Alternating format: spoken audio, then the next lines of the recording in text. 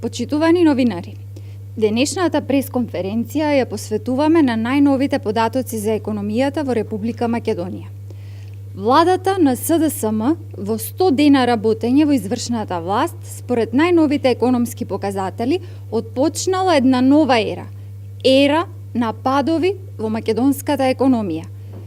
Имено, според податоците на Државниот завод за статистика, стапката на раст на бруто домашниот производ за второто тримесечие од 2017 година е минус 1,8%.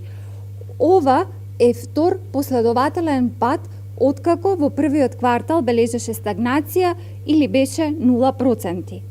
Ваков вртоглав пад на БДП одамна не памети македонската економија.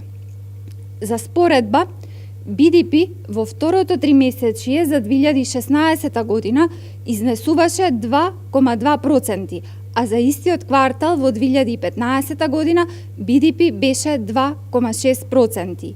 Иако ова беше еден тежок период за македонската економија, заради политичката криза што ја креираше Социјалдемократскиот сојуз, сепак тогашната влада на ВМРО-ДПМН вложи максимални напори за да ги амортизира негативните ефекти врз македонската економија.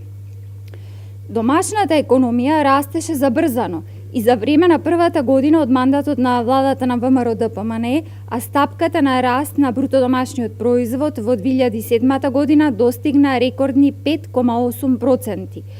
Исто така и во 2008 година, кога ниту Република Македонија не можеше да биде изолирана од надворешните шокови кои ги носеше светската финансиска криза, сепак стапката на раст на БДП беше стабилни 5%. Почитувани, најновиот податок што го објави Државниот завод за статистика за бруто домашниот производ од минус 1,8% е пети во ред во низа за еден краток период, односно пети податок од економската сфера кој укажува на сериозен пад на економијата.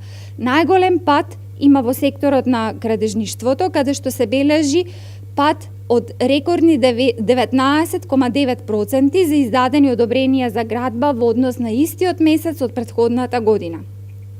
Подсетуваме дека претходно Државниот завод за статистика објави податоци и дека извозот во Македонија за јули 2017 година, споредено со јуни 2017 година, е намален за 11,9%.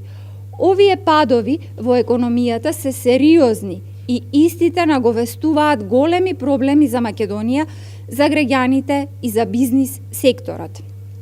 Така, например, извозот од Република Македонија во јули 2017 година, споредено со јули 2016 година, е намален за 5,6%.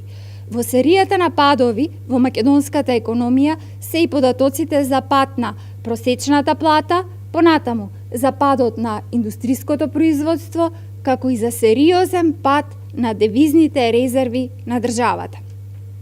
Затоа, почитувани присутни, и според Народната банка на Република Македонија, пониските остварувања во првото и второто тримесечие создаваат надолни ризици за проекција на БДП од 2,5% за целата 2017 година.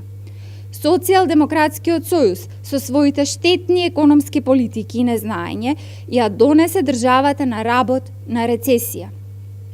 Ја повикуваме владата да го напушти трендот на популизам и дефокус од економијата и конечно да се заинтересира за нејзин напредок, за подобрување на извозот, за привлекување на инвестиции и отворање на нови работни места.